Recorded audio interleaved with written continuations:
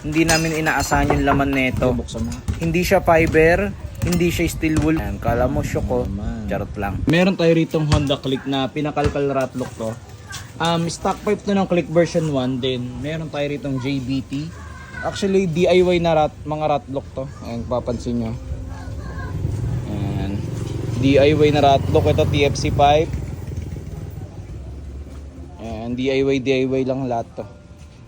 Ayan, kung papapansin nyo. So, ayan, ire-refiber natin to lahat. Itong TFC pipe, medyo curious ako anong laman loob nito. Maalog yung loob nito kung maririnig.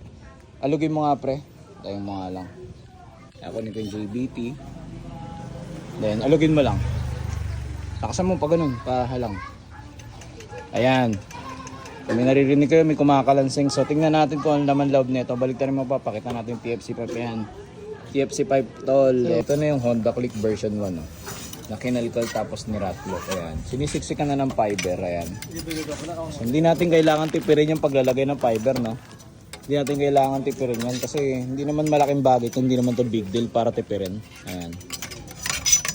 So yun. Happy Sunday sa atin lahat. Kung nakikita nyo, meron akong hawak-hawak na Q5 na pang Honda Click.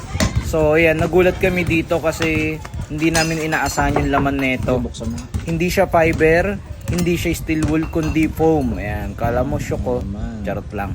So ayan, papansin nyo foam yung laman ng pipe nya. So ang gagawin natin dito ngayon, ire-recalcal natin to.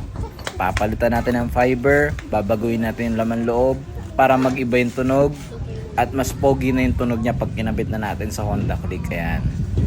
So ayan, kita nyo itsura ng foam. Siksik na siksik yung foam mo kung makikita nyo. Actually hindi po to scripted binuksan po talaga namin yan. Ganyan talaga yung laman. Unexpected talaga. So ayan, makikita nyo, yan yung fiber namin. Ganyan po ang itsura ng pipe kapag wala ng laman loob. Ayan, nabuksan na namin. So ire-recalcal na namin to. So yun lang.